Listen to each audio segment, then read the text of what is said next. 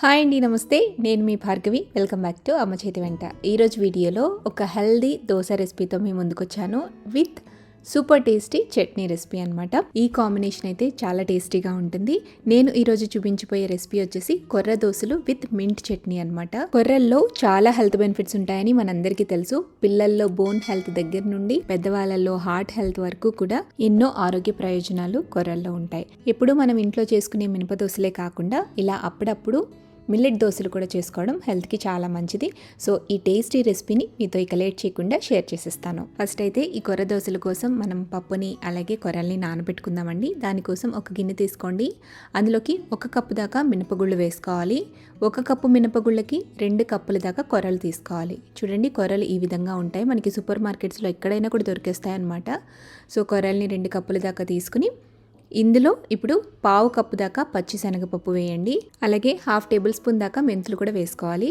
వీటన్నిటినీ కూడా ఒకసారి బాగా కడిగేసేసి మళ్ళీ నీళ్లు పోసి నిండుగా నానపెట్టుకోండి. కనీసం 6 నుంచి 8 గంటల పాటు నానపెట్టాలి. మనం ఎప్పుడు మిల్లెట్ వెరైటీ దోశలు చేసుకున్నా కూడా ఇవి కొంచెం ఎక్కువసేపే నానపెట్టుకోవాలన్నమాట. సో నేను ఒక 8 అవర్స్ పాటు నానపెడతానండి.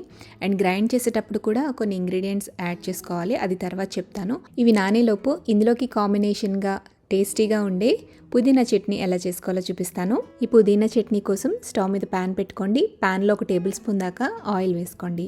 ఆయిల్ హీట్ అయ్యాక 1/2 టీ స్పూన్ దాకా జీలకర్ర, 4 వెల్లుల్లిపాయల్ని పైన పొట్టు తీసేసి వేసుకోండి. అలాగే ఒక 1/2 ఇంచ్ దాకా అల్లాన్ని ఇందులోనే వేసుకోవాలి. ఇప్పుడు ఒక 1/4 ముక్క ఉల్లిపాయని ఇలా కొంచెం పెద్ద సైజులో ముక్కలుగా కట్ చేసుకుని వేసుకోండి. మీరు మీడియం సైజులో ఉల్లిపాయ తీసుకుంటే కనుక అందులో ఒక 1/4 ముక్క అయితే సరిపోతుందండి. ఎక్కువ ఉల్లిపాయ వేయాల్సిన పని లేదు. నెక్స్ట్ ఇందులో 1 కప్పు దాకా శుభ్రం చేసుకుని క్లీన్ చేసుకుని వాష్ చేసుకున్న పుదీనా ఆకులు వేసుకోండి. అలాగే 1/2 కప్పు దాకా కొత్తిమీరని కూడా ఇందులో వేసేసుకోవాలి. నెక్స్ట్ ఇందులో కారానికి తగ్గట్టుగా పచ్చిమిర్చి వేసుకోండి. ఈ చట్నీకి కొంచెం పచ్చిమిర్చి ఎక్కువే పడుతుందండి.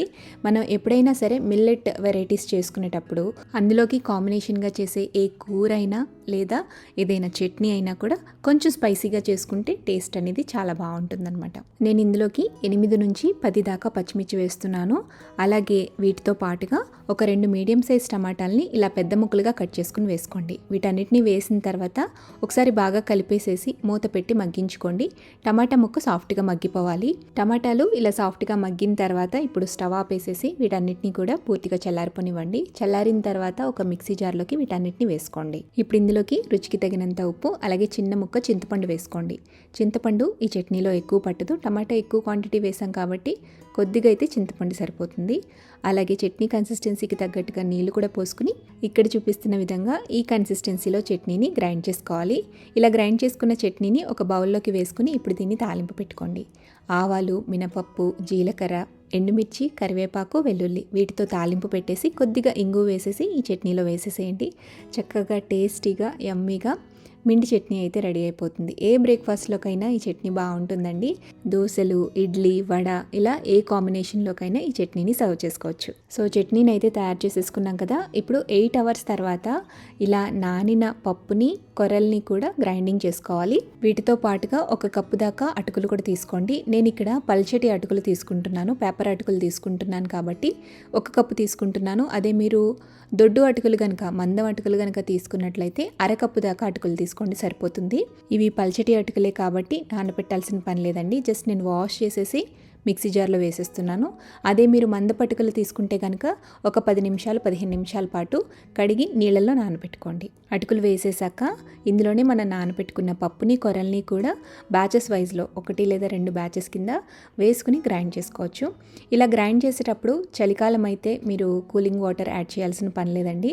అదే మీరు సమ్మర్లో కానీ లేకపోతే కొంచెం వేడిగా ఉన్న వెదర్లో కనుక పిండి తయారు చేసుకున్నట్లయితే కొద్దిగా కూలింగ్ వాటర్ని యాడ్ చేసుకుని గ్రైండ్ చేసుకోండి. అప్పుడు పిండి మరీ ఎక్కువ పులిసిపోకుండా ఉంటుంది. ఇలా గ్రైండ్ చేసుకున్న పిండి మొత్తాన్ని కూడా ఒక గిన్నెలో వేసుకుని బాగా ఒకసారి అంతా కూడా కలిపేసుకుని మూత పెట్టి 8 అవర్స్ పాటు ఫర్మెంట్ అవ్వనివ్వాలి. 8 గంటల పాటు పిండి నానితే ఇలా చక్కగా పొంగుతుందండి. ఇప్పుడు ఈ పిండి మొత్తాన్ని కూడా ఒకసారి కలుపుకుని ఎంతైతే మనకి దోశలకి అవసరమో అంత పిండిని పక్కకు తీసుకుని అందులో రుచికి సరిపడా ఉప్పు వేసేసి దోశల కింద వేసుకోవాలి.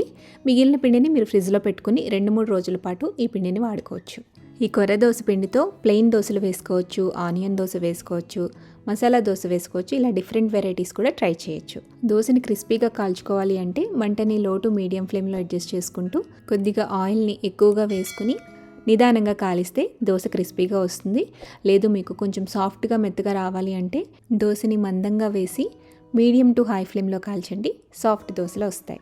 సో ఎలా కావాలన్నా మనం ఈ దోశల్ని వేసుకోవచ్చు అనమాట. అంతేనండి, హెల్దీ కొర్ర దోశలు విత్ టేస్టీ పుదీనా చట్నీని ఇలా ఈజీగా తయారు చేసుకోవచ్చు. మరి ఈ హెల్దీ రెసిపీని మీరు కూడా ఇంట్లో తప్పకుండా ట్రై చేయండి. ట్రై చేశాక మీ ఫీడ్బ్యాక్ని నాతో కింద కామెంట్ సెక్షన్లో షేర్ చేయడం మర్చిపోవద్దు.